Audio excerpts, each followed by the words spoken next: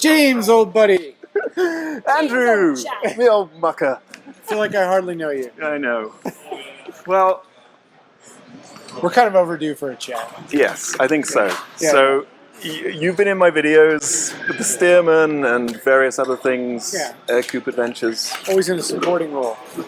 Right, so it's be good to explain who you are. Sure. So, first off, Ercoupes. Yeah. How did you come into the Ercoupe picture? Well, that was you. Right, but you started it, right? You put this idea of... Well, I knew of them. I wanted a vintage aircraft. Yeah, vintage. And you came up with the Ercoupe, really.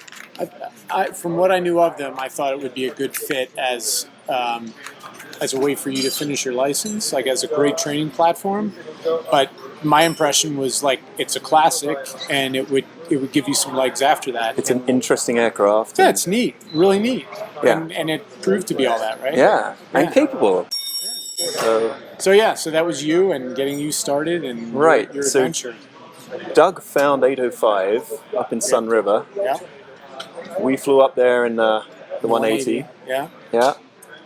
Test Checked flew it it. out, yeah. Yeah. You had to think about it a bit. Right. Make sure it was Did right. all the got a pre-buy and all that stuff done, and then we drove. Well, first we went to Hood River and camped with those guys, right? We did. And that really, I think, gelled it for you. Right. Seemed to. Right. At any rate. Chuck and Cliff. Yeah. Yeah. The Oregon Ercoupe contingent. Exactly. Yeah. And a few weeks later, we drive up again to actually go and purchase it. Yeah. And I was hoping to be able to fly back with you, but it was a bit of a... Yeah, it was hot. unknown aircraft, terrain, hot. Like, let's not press it. Let's get it home and know what we have. You didn't have a lot of Ercoupe time at that point. No, I had the test flight. But, I mean, that speaks volumes about the plane. It's such a forgiving plane. You know, you respect it, learn it, and then fly it. So I remember I was driving this rental car back with all the spare parts and the books and everything. Yeah, yeah. And I would get these messages from Andrew with with this amazing view of Mount Shasta through the two tails. Sorry, I was like you win, envious. Yeah. But it was cool. You got it home that evening, and you took me up just before sunset. We went. It's like, wow, this is my aircraft. Yeah, great. Yeah, and you've done remarkable things with it. Yeah. Well, thank you for getting me into it. Yeah. And coming up for the terrible idea of getting into all this stuff. Yeah, well, now we're building on those ideas. Exactly. Yeah. So, your flying background. Yeah, so I am a first generation pilot. I didn't have any exposure to aviation before. Like, I built some models in high school, but it didn't seem like something I could do. And then it wasn't like your father was a pilot? No family or friend connect, like literally no idea. And then in college, I saw a poster for Marine Corps Aviation program, officer program. And on a whim, I took a shot at that. Why not? I had nothing to lose, right? The worst they could do is tell me to bugger off. So ended up, one thing led to another. Next thing you know, I'm flying Harriers and having a ball. That's nuts. So that was a great adventure. So but I mean, okay. So the progression was 150. Well, so once I got in that Marine Corps program, they paid for me to go through like a light indoctrination with general aviation. So in my senior year, they contracted with an FBO, and I got like 25 hours in a Cessna 150 plus ground school. All right. And then I ate that up, like loved it. And then right at the end of that, I just paid off the balance for my solo hours, took my private check ride. And I actually took my private check ride in Norwood, Massachusetts the morning that that afternoon went and got commissioned as a lieutenant on the USS Constitution in Charlestown Navy Yard. Wow. So that was then it was off to the races. Then I didn't touch general aviation again for probably another decade. Right. Went off to Marine officer training, went off to Navy flight school. And what did you fly there? So T-34 Charlie. Okay. Then the T-2, which was a twin engine, North American twin Buckeye. engine. Yeah, the Buckeye.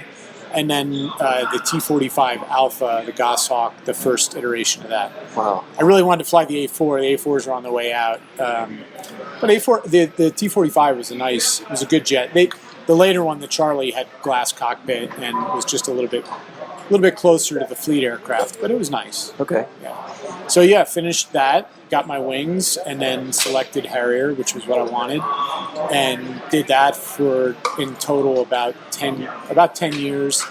I went through the training squadron, went to what in the Marines they call a gun squadron, so a line deploying squadron. Okay. Did a few deployments, but the biggest one of which was deployed on the USS Iwo Jima with the Marine Air Ground Task Force, an expeditionary unit.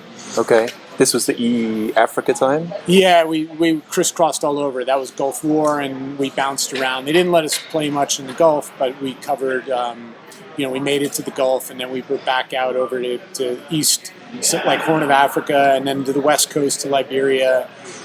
We were rapid response, so anywhere they needed kind of air support. Right. Not so much Harrier support. It's usually the helos were having the fun, but we did some good stuff. Yeah. And some really neat flying.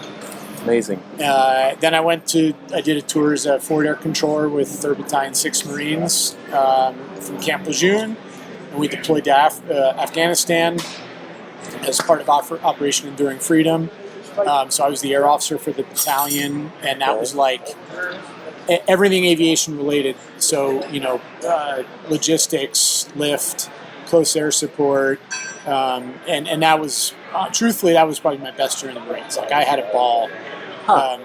But that was not flying time. No, that was boots on the ground. That was Right. me with a radio, and I generally only carried a pistol because I was usually with 10 to 40 well-armed Marines. Wow. And I figured if I was going to end up on the gun, things had gone really wrong. And usually with the radio, I got us all the support we needed. So that was fantastic. And that's what the Marine Corps is built around, is supporting those guys. Right. Right. And the one thing we didn't have a lot of, this was 2004, and the main event was really still in Iraq. So we were under-resourced in Afghanistan. And even the bad guys there, they weren't like fully intent on giving us a hard time. So later in Afghanistan was really a worse time, and what we got into was far less dramatic. But it was busy, and we had a lot of work to do.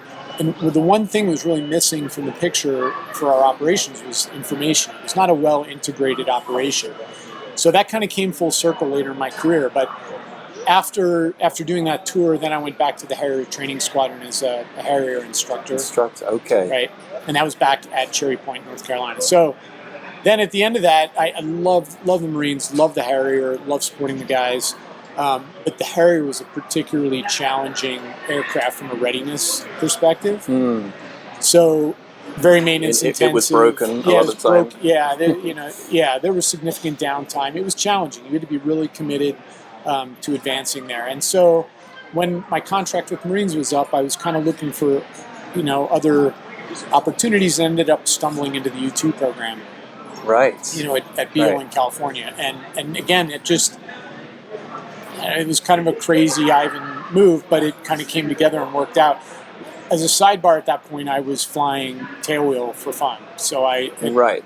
The 108, Stinson 108? Yeah, I got checked out in a Super Cub. My parents were involved with the Stearman at that point.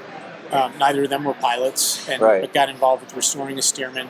And then, so I got checked out and bought a Stinson 108 to go tailwheel time.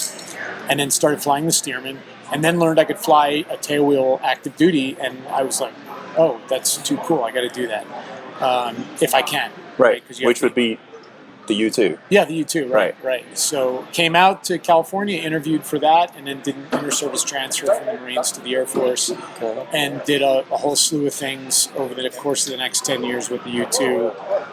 A lot of deployments, primarily in Middle East, some Mediterranean, a little bit of Southeast Asia. Commanded a squadron of U-2s, and it's fumbling drone replacement, the Ercoupe 4 Global Hawk, but had a blast. It was a great community. It was a great mission, and really the coolest part was, I said in Afghanistan we didn't have information that we needed. Exactly. So now you're providing the information. Yeah, I was in a position where I knew, and we had a cadre of guys that understood this really well because of our backgrounds, and we understood how to network and pipeline that information beyond kind of where it formally went. I see. And help out the guys that didn't have it. So literally me in a pressure suit over Afghanistan, calling guys who had been my students in Harriers and telling them, hey, I'm overhead with a camera, and if you like really high overhead with a camera, and if you need some pictures, tell me what you need, give me some coordinates, and we'll do our best. That's crazy. Yeah, it was really cool. It was, the U-2 has a bit of a reputation. Some of it's warranted, some of it's not. It definitely has mystique. But it is a powerhouse from a mission perspective. It has extraordinary capabilities. And flexibility, I would imagine. Yeah, very dynamic because of the pilot in there. And again, the community understood very well like how to fill in those gaps. Okay. So we did a lot of good work with it. And it was you're not low and fast anymore, and you're not loaded out. And it's interesting. Yeah, though. It's so you had to shift your mindset about what it meant to contribute, to the situation. So cool. Yeah, then I retired from that and went off to an airline job and have continued, got more involved in GA, helping you with the Ercoupe and continuing there, and then with the Stearman flying and all the adventures we've had. Yeah. And now here we are at Reno. Right. But also captain on the 737 now. Yeah. That as well. Career. Yeah, which is fantastic. Great career. I love it. But again, a completely different. Yeah. These are all like different disciplines within aviation, right? So. Yeah. What's the squirrel all about? So the Red Squirrel, yeah. So race 2-3, through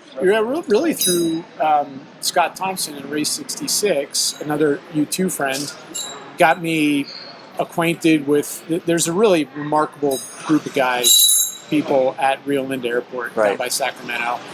They are just like this melting pot of talent and love for home built and classic aviation in general, and racing, right? And right, Reno racing, yeah. And so Scott became familiar with those guys, got pulled into racing, and then I met Jeff Rose, who owns the Red Squirrel here. Jeff did his rookie year in Red Squirrel in 2013. Yeah. And then he got acquainted with Scott. Scott did his rookie year. I think Scott rookied in 2017 in the Squirrel. And then another friend of mine last year, Tom Martin, he rookied in the Red Squirrel, and now I'm doing my rookie year. So I'm right back to being the student and being humbled by new experiences. Right this morning was the first race, right? Yeah, first heat race. Yeah, down in the history books at Reno. Yeah, it was awesome. It's cool. I mean, the Squirrel is a great intro to this world. It's a pretty basic. It's an S1C, although the wings have been changed out to S wings, but it has an IO 320, which does put it from a racing perspective, a disadvantage. A nice connection to Nevada County Airport, where we were both based. Right? Yeah, because of Alan Krosner, who used to own it. Previously owned by Alan Krosner from Nevada County. Yeah. So tremendous. I mean, I owe a lot of people gratitude for this path, but I mean, Jeff Rose, the owner in particular, like that's above and beyond, supporting someone through their rookie year and mentoring them, which he's been, right? It's like, I don't know, you meet a lot of these people in aviation, right? People are willing to bring you into the family and make you feel at home. Exactly. So here I am, did my first heat race and had a ball, and this is such a fun little airplane, and it's great to be out there. There was an S2A on the course with me that we were very nearly matched. That was exciting. I mean, watching you going down, passing him on the back straight. Yeah, that was my first pass. Yeah, it's so amazing. Cool. So, and thank you to you as well for being a great crew chief. Oh, thank you. So that was super fun. So, all right. Well, next we have to get U-2 though. Some tail wheel time. Maybe in due time. Yeah. Tail wheel Ercoupe. All right. All right. Cool. Thanks, Andrew. Thanks, James.